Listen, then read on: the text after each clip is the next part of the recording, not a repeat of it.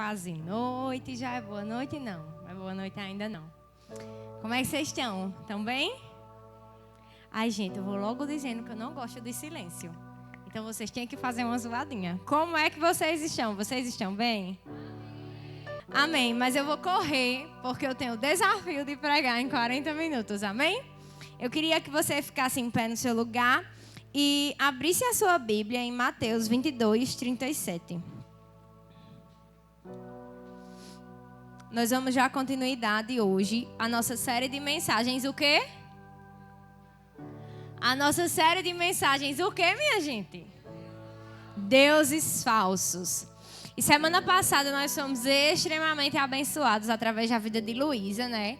Com relação ao risco do nosso propósito, do nosso destino em Deus se tornar um Deus falso na nossa vida. E hoje a gente vai ver aqui mais um potencial Deus falso ou deuses falsos em nossas vidas. Enquanto vocês estão abrindo aí Mateus 22, 37. Quem já abriu, diga amém. Amém. Mateus 22, 37 diz o seguinte: asseverou-lhe Jesus: amarás o Senhor teu Deus de todo o teu coração, de toda a tua alma e com toda a tua inteligência.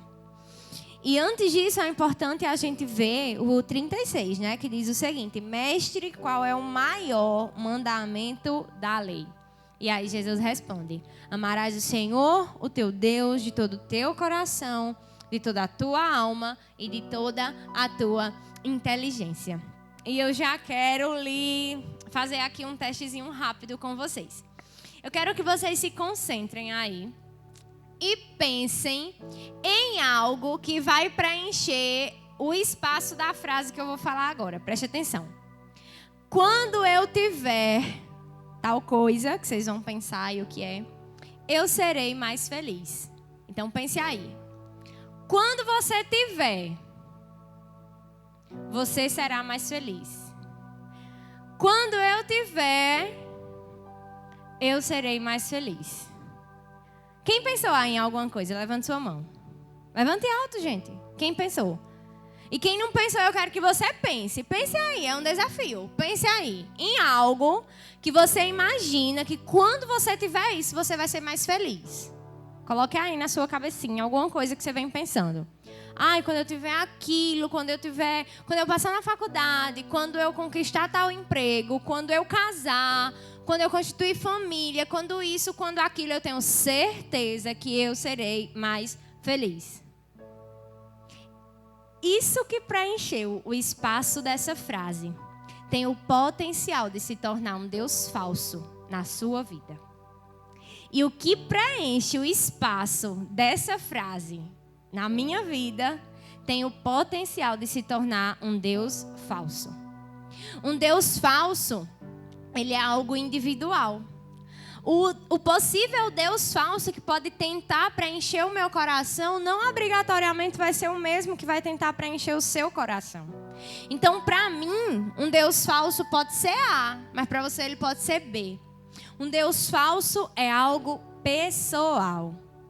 E quando nós falamos sobre deuses falsos, nós remetemos à idolatria.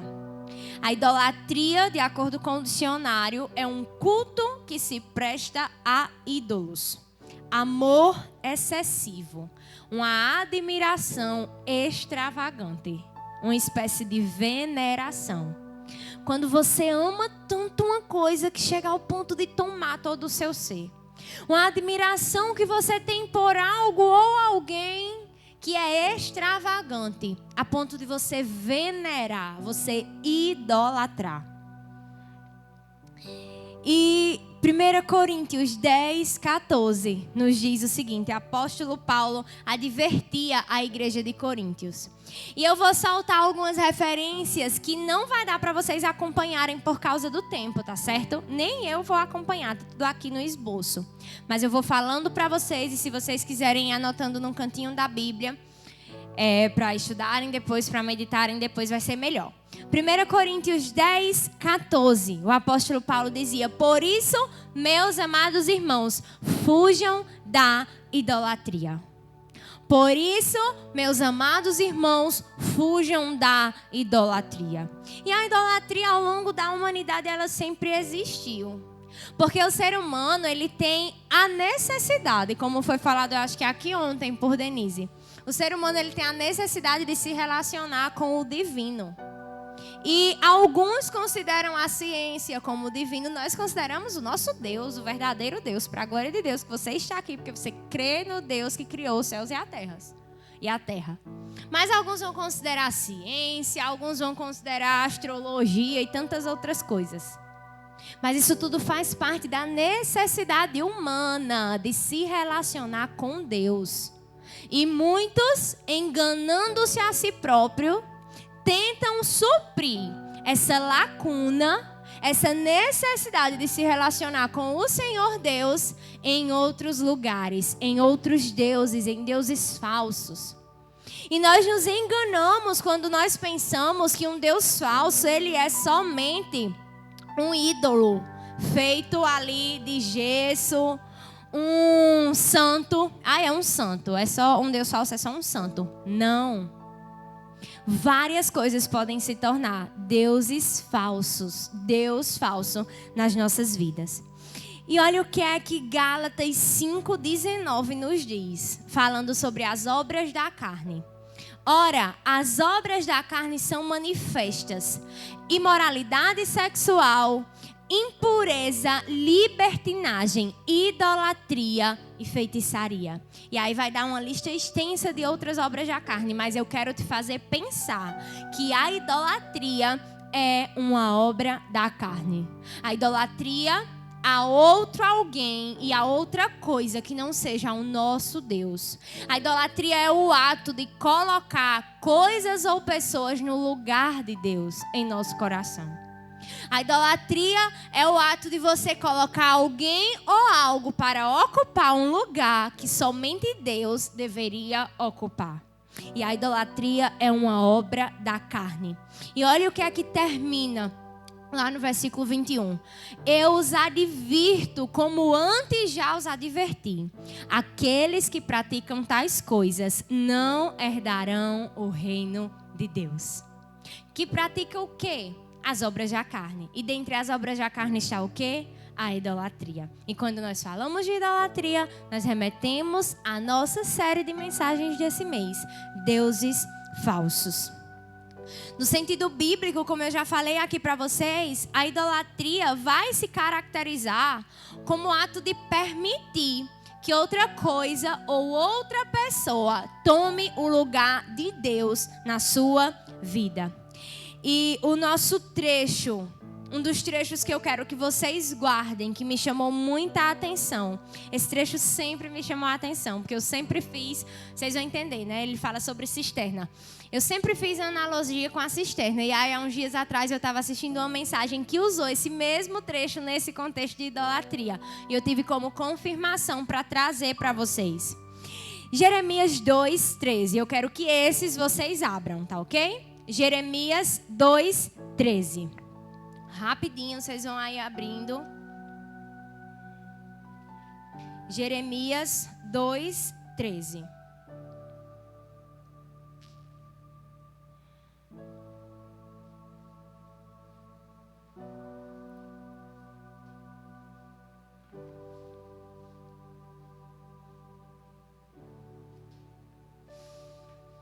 Vamos lá, Jeremias 2:13. O meu povo cometeu 2 crimes.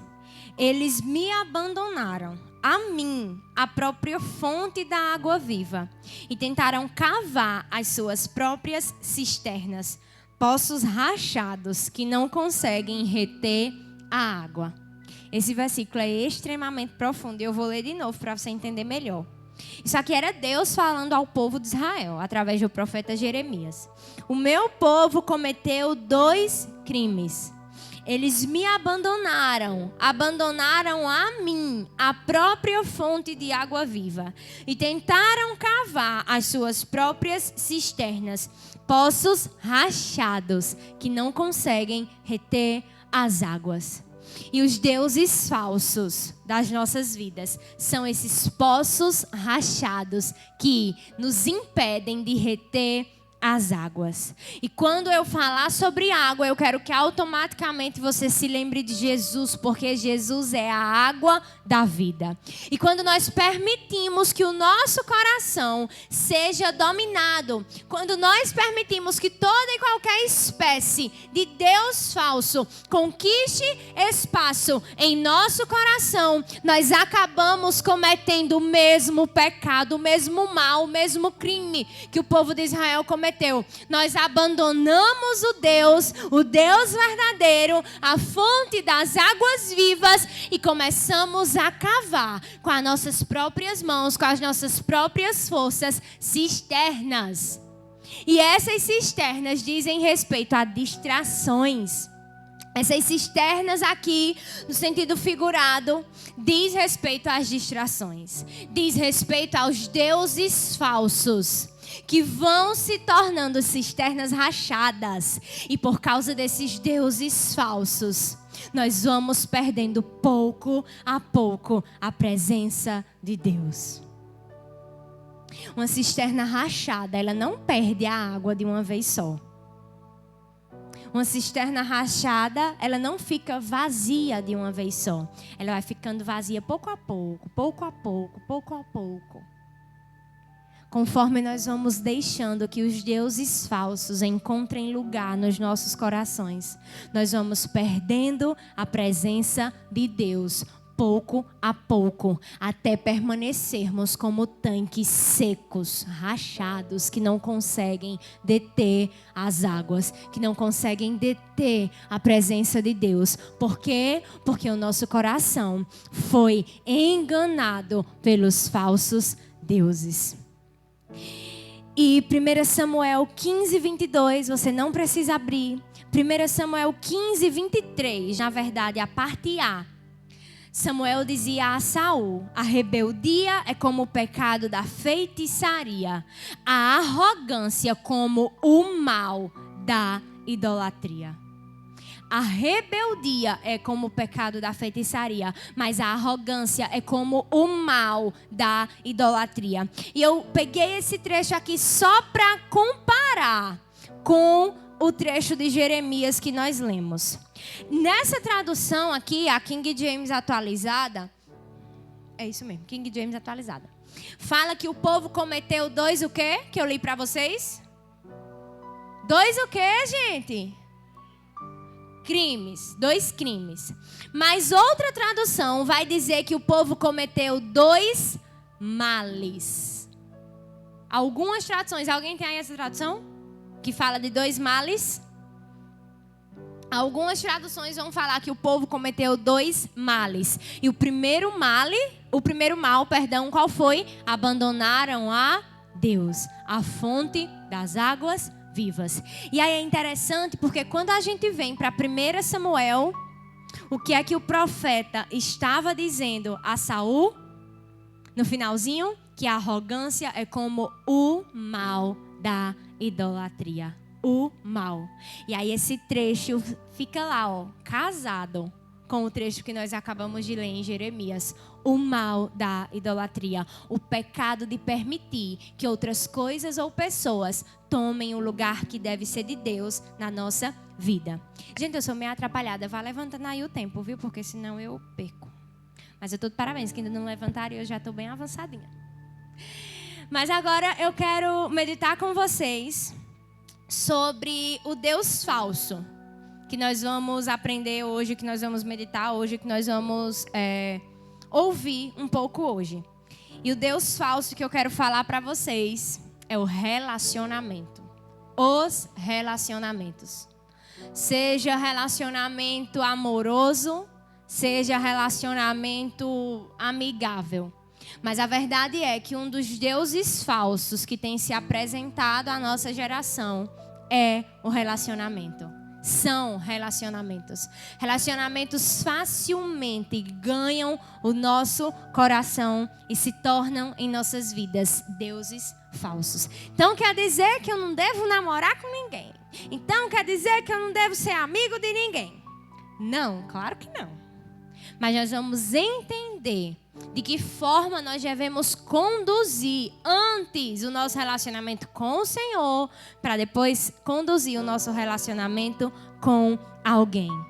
Preste atenção nisso, principalmente vocês, adolescentes, jovens. Quando a gente vai chegando nessa fasezinha, né, dos 11, 12, vai surgindo as paixõezinhas, vai surgindo o gostar, parece aqueles desenhos que os coraçãozinhos fazem assim. E aí a gente fica com aquilo dentro da gente. E se nós não tivermos cuidado, nós canalizamos todos os nossos sentimentos para um só lugar. E a nossa geração, ela tem errado por causa disso. A nossa geração tem errado porque tem colocado pessoas em um pedestal. Isso aqui, ó. Isso aqui é um pedestal. Quem tá vendo esses microfones aqui? Todo mundo tá vendo os microfones? Gente, diga eu. Levanta a mão. Vocês estão mudos? Ninguém aqui tá mudo. Todo mundo tá com a língua na boca. Graças a Deus. Preste atenção aqui. Quem tá vendo esse microfone? Ah, entendi. Isso aqui é um pedestal. Pedestal, né? Que chama isso? Pedestal. Enfim. Esses microfones estão aqui através desse instrumento e eles se encontram em uma posição de destaque. Nós erramos porque nós fazemos das pessoas, nós colocamos as pessoas em uma posição no nosso coração onde elas assumem um destaque que deveria ser de Deus. E aí o que é que acontece com essa geração? Vamos ouvir sofrência. Vamos ouvir não sei o quê. Vamos ouvir fulano de tal. Porque fulano de tal fala sobre o quê nas músicas dele? De sofrência. E reflete o que a nossa geração doente está sentindo. Por quê?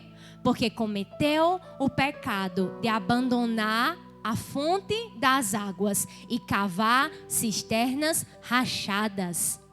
Cometeu o pecado de deixar e rejeitar o Deus verdadeiro, o Deus que supre as nossas lacunas emocionais, o Deus que nos criou, o Deus que colocou em nós um desejo inato à humanidade de se relacionar com Ele. E nós tentamos suprir essa necessidade de nos relacionarmos com Deus em pessoas. Antes de se relacionar com alguém, seja um amor ou uma amizade, você precisa ter o seu relacionamento vertical com Deus firmado em uma rocha. Para caso o relacionamento der errado, você não caia.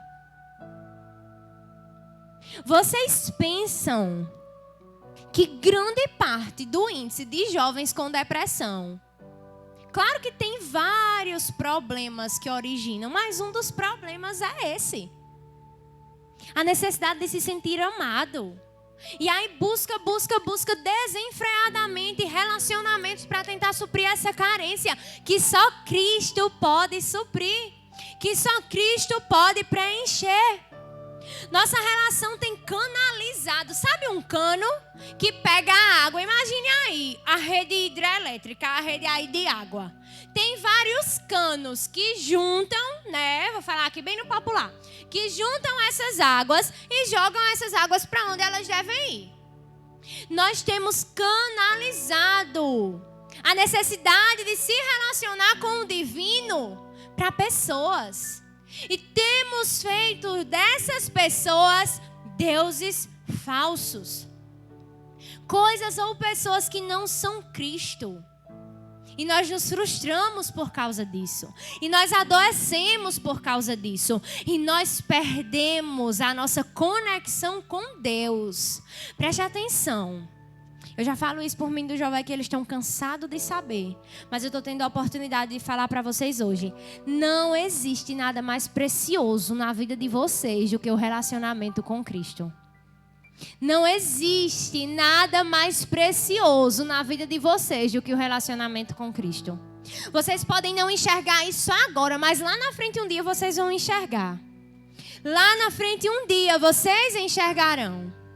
E eu espero de verdade que você enxergue com prazer e não com arrependimento por não ter seguido o que lhe foi ensinado. Nós estamos aqui para ser usados como boca do Senhor na sua vida, para lhe dizer que o que você tem de mais precioso na sua vida é Cristo e o que Cristo fez por você. Paulo dizia, e eu faço das palavras dele as minhas: a centralidade da nossa mensagem e a essência sempre será Cristo. Então, se você tiver saído da sua casa para ouvir alguma coisa que não seja sobre Cristo, você saiu à toa. Porque a mensagem dessa igreja sempre será sobre Cristo. E a mensagem que nós vamos pregar sempre será sobre Cristo. Outro ser humano, entenda isso em nome de Jesus. Outro ser humano jamais, repita aí no seu lugar. Jamais. Vamos, minha gente. Jamais. Outro ser humano jamais suprirá a necessidade que você tem de se relacionar com Jesus. Ai, mas eu tô carente. Leva a carência para os pés de Jesus que eu quero ver se não passa. Passa ou não passa? Quem já tem experiência no negócio? Passa. Ai, mas eu tô carente, eu preciso de alguém. Leve a carência para os pés do Senhor. Feche a portinha do seu quarto, se ajoelhe e diga: Jesus, eu tô carente, me ajude para eu não fazer besteira. Para você ver se não passa, porque vai passar. O Senhor nos criou e Ele conhece todas as nossas necessidades. E Ele sabe que nós temos a necessidade de suprimento. Não sei nem se essa palavra existe. De um suprir emocional. Mas antes de nós suprirmos as lacunas emocionais em pessoas, nós precisamos suprir em Cristo. Outro ser humano jamais suprirá a necessidade de relacionamento com Cristo que está depositada em cada ser humano. Como consequência dessa necessidade, a gente observa jovens, adolescentes com as vidas emocionais destruídas. Jovem de 18 anos falando que não acredita mais no amor. E tarde, porque a gente se topa com um adolescente de 15. Não acredito mais no amor. Por quê? Porque antes de se relacionar com alguém e colocar suas expectativas em alguém, deveria ter colocado em Deus e não o fez. E agora está ferido, decepcionado, com o coração todo machucado. E não é isso que Deus tem para você. Não é isso que Deus tem para mim. Por isso nós não podemos permitir que pessoas e relacionamentos se tornem deuses em nossas vidas. Nunca coloque expectativas em pessoas que vocês só devem colocar em Deus. Pessoas, deixa eu contar uma novidade para vocês. Quem aqui erra? Quem aqui peca? Quem aqui é imperfeito? Pois a pessoa que você vai se relacionar também vai errar. Também vai pecar. E igual a você, vai ser imperfeita. Deixa eu lhe contar esse segredo. E você consegue permanecer saudável emocionalmente diante de tantas coisas e diante de tantos problemas interpessoais. Porque o negócio complicado é lidar com gente, minha gente. Pense num negócio difícil, é lidar com gente. Mas sabe como é que a gente permanece saudável? Quando a prioridade da nossa vida está no nosso relacionamento com Cristo. No nosso relacionamento vertical e não nos nossos relacionamentos horizontais. Quando o nosso relacionamento com Cristo vai bem, toda a nossa vida, por consequência, também vai bem. Um relacionamento amoroso ou amigável jamais suprirá a sua necessidade de se relacionar com Jesus. E antes de se relacionar com alguém, você precisa construir bases sólidas no seu relacionamento com Cristo. Por isso que a gente prega a torta e a direita, só namore quando você tiver certeza que o seu relacionamento com Cristo está ali, firmado em uma rocha. Para que não tenha o perigo de você voltar-se para aquela pessoa a ponto de deixar o seu relacionamento com Cristo de lado. Não faça de outra pessoa o centro da sua vida. Não faça de outra pessoa o Deus da sua vida. Isso se aplica a namorado, a namorada, a amigo, a amiga, a pai, a mãe, a filho. Nós não podemos fazer de ninguém o centro da nossa vida. Nós não podemos fazer de nada o centro das nossas vidas. As meninas são mães, né? E o amor que se tem por um filho é o amor mais surreal que existe. Mas esse amor não pode ser maior que o nosso amor por Cristo. Porque, de repente, no dia que Deus o livre, em nome de Jesus, não é com vocês não.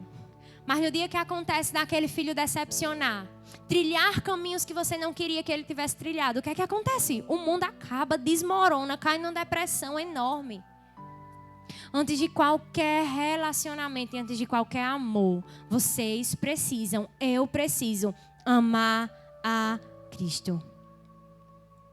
Nós vivemos vidas tão vazias às vezes, repletas de tanta insatisfação. Ai, só vou ser feliz quando eu conseguir fazer faculdade. Só vou ser feliz quando eu me casar. Só vou ser feliz quando isso. Eu só vou ser feliz quando meu cabelo for assim. Eu só vou ser feliz quando eu for magra. Eu só vou ser feliz quando eu engordar um pouquinho mais. Eu só vou ser feliz... E nada tá bom. Nada tá bom. Aí você se forma. Aí você se casa. Aí você tem filho. Mas sempre tá naquela insatisfação. Não, mas eu preciso de mais. Eu preciso de mais. Eu preciso de mais. Sabe por quê? Porque a gente tira Cristo do centro. Porque a gente coloca Cristo numa tangente de lado. E a gente vai colocando os nossos desejos e os nossos anseios como nosso guia, como centro da nossa vida. Eu amo Salmo 23:1. O que é que diz Salmo 23:1?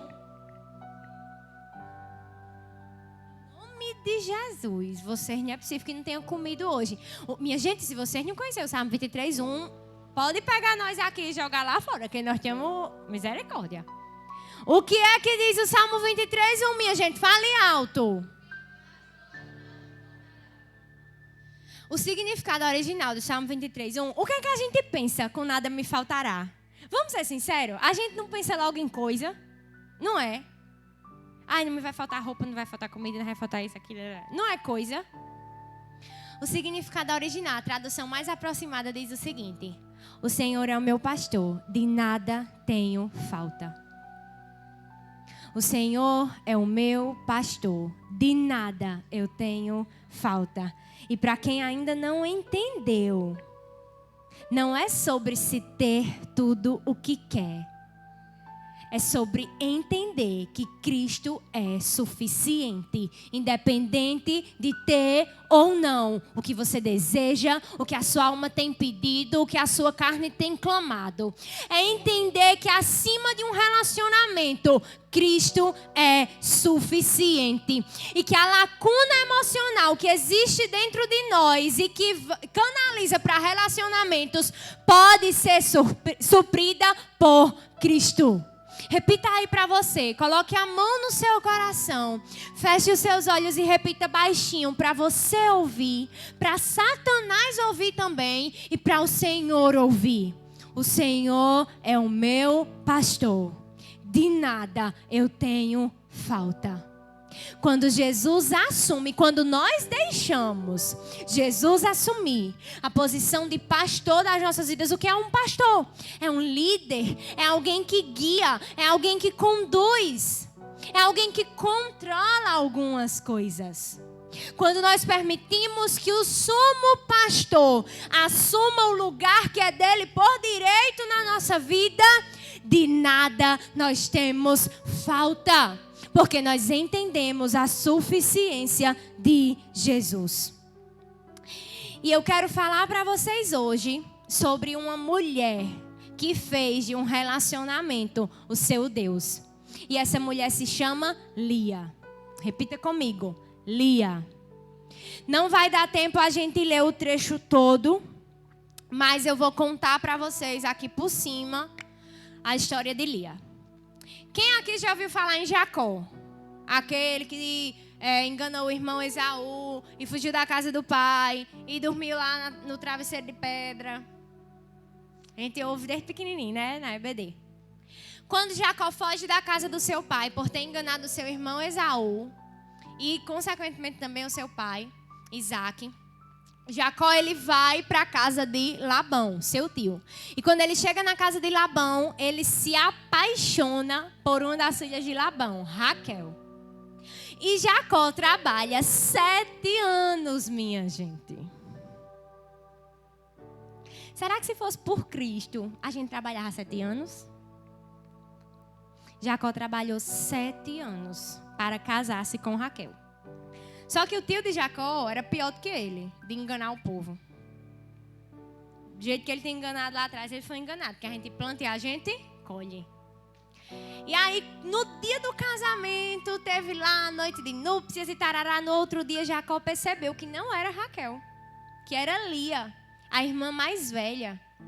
Porque naquela terra, tinha-se a tradição da irmã mais velha casar-se primeiro.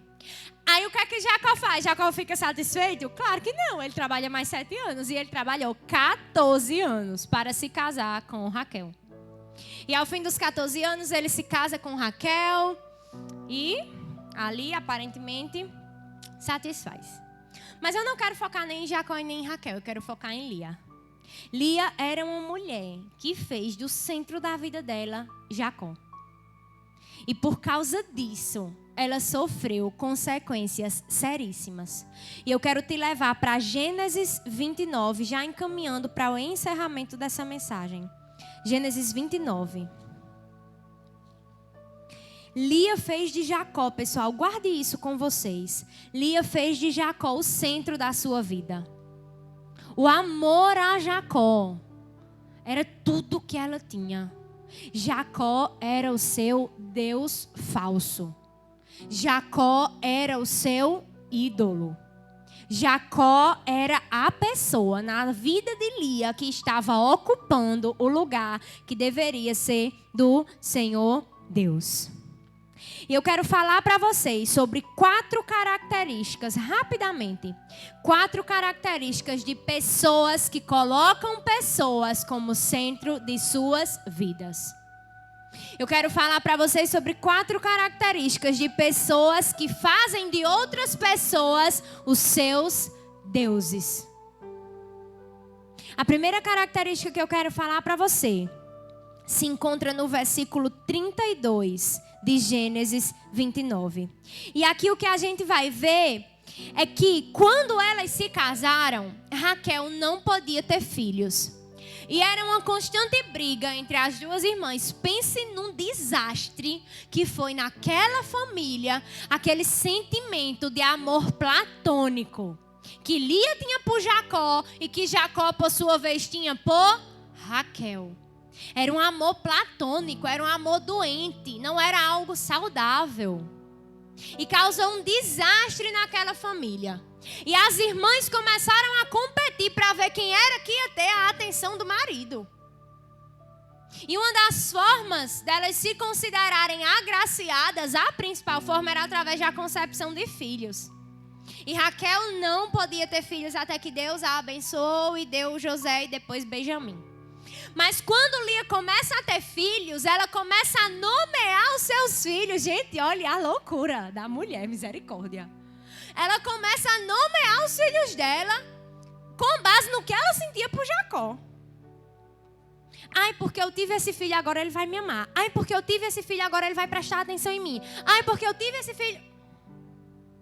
Ela não via os filhos como futuros homens e mulheres de Deus. Ela não via os filhos como alguém, pessoas que ela iria cuidar, que ela iria amar, que ela iria proteger, enfim. Ela via os filhos como uma fonte de tentativa de atrair a atenção do marido dela para ela. E por causa disso, ela viveu a vida aprisionada. Aprisionada a esse sentimento. Se você for ler o capítulo de Gênesis 29, você vai ver que praticamente todos os filhos que Lia teve, minha gente, eu acho que foram... Ela teve alguns e as servas dela teve outros, né? Mas naquela época, conforme a serva tinha, era como se fosse dela. Então, ao todo, ela teve 10. Alguns dela e outros meio que adotados. Todos os filhos que ela nomeava. Agora o meu marido vai fazer isso. Agora o meu marido vai fazer aquilo. Agora o meu marido vai fazer aquilo. E acontecia? Acontecia? Quem acha que acontecia? O que ela estava imaginando? não acontecia. Porque Jacó, por sua vez, nutria um amor platônico por Raquel. E Lia propagava todos aqueles sentimentos que aprisionaram ela. E o primeiro sentimento que eu quero falar para vocês está lá no versículo 32 de Gênesis 29. Olhe lá. Lia concebeu e deu à luz um filho que chamou de Ruben, pois exclamou ela: Yahvé contemplou a minha aflição. Até aí tudo lindo. Aí olha o final do versículo: agora o meu marido vai me amar. O Senhor contemplou a minha aflição. Agora o meu marido vai me amar. Constante sentimento de aflição e amargura. O segundo sentimento que aprisiona a vida de alguém, que faz de outro alguém o seu Deus, o sentimento de desprezo. Versículo 33, olha só o que é que diz. Lia engravidou de novo e assim que deu à luz outro menino, exultou. Porque o Senhor observou que sou desprezada, deu-me mais esse filho, pelo que chamou de Simeão. Sentimento de desprezo. E por que ela se sentia desprezada? Porque o homem a quem ela tinha depositado todo o seu amor não a correspondia. E por causa disso ela era frustrada, angustiada, aflita e desprezada. Versículo 34 nos mostra a terceira característica, a solidão. Olha o versículo 34. Concebeu ainda outra vez e deu à luz um filho e declarou: agora meu marido me dará toda a atenção, porquanto já lhe dei 3 filhos. Alguém que clama por atenção é alguém que se sente como? Sozinho. Ela clamava pela atenção do seu marido, porque ela era acompanhada de constante solidão. Olhe o aspecto 4. Uma vida baseada em aparências. Capítulo 30, versículo 13. Olha só o que é que diz o capítulo 30, versículo 13. E a tradução que eu vou ler aqui é a tradução da Nova Bíblia Viva. Então Lia exclamou: como sou feliz! As outras mulheres acharão que eu sou realmente feliz. Alguém que coloca outra pessoa como Deus da sua vida, vive uma vida baseada em aparências. Ela disse: como sou feliz, para tentar convencê-la, mas logo em seguida ela solta: as outras mulheres vão achar que eu sou realmente feliz. Se ela fosse feliz realmente, ela teria dito a segunda parte do versículo? Não teria dito. Antes de tudo, a idolatria a Jacó ainda foi o pivô da destruição daquela família. E recapitulando essas características: o sentimento de amargura e aflição, o sentimento de desprezo, o sentimento de solidão e uma vivência baseada em aparências. E eu deixei esse versículo 29 para ler por último, porque ele é bem poderosinho. O versículo 29, capítulo 29, o versículo 35. Olhem só. Lia ficou grávida ainda mais uma vez e teve outro menino. A esse deu o nome de Judá e afirmou: dessa vez louvarei o Senhor. E depois disso não teve mais filhos. Lia ficou grávida mais uma vez e teve outro menino. A esse deu o nome de Judá e afirmou: dessa vez eu vou louvar o Senhor. Se você for para Mateus 1 e 2, que a gente não vai porque eu já estou extrapolando aqui no tempo. Mateus 1 e 2 fala que Cristo é da tribo de Judá. Entendeu? Para quem não entendeu, eu vou explicar. Cristo nasceu da tribo de Judá. Então, fazendo aqui uma relação. Quando nasceu de Lia, aquele que apontava diretamente para Cristo, Lia entendeu que o louvor dela, o amor dela, a admiração deveriam estar voltados para quem? Para o Senhor. E ela declarou com seus lábios não mais o desejo pela atenção do seu marido, mas agora dessa vez eu louvarei o Senhor. Somente quando Cristo nascer na sua vida, somente quando Cristo nascer na minha vida, de forma verdadeira, de forma real, de forma eficiente, é que nós entenderemos que o nosso louvor deve ser direcionado a Ele. E o Ministério de Louvor já pode subir, nós já estamos encerrando essa mensagem. E eu quero que você guarde isso com você.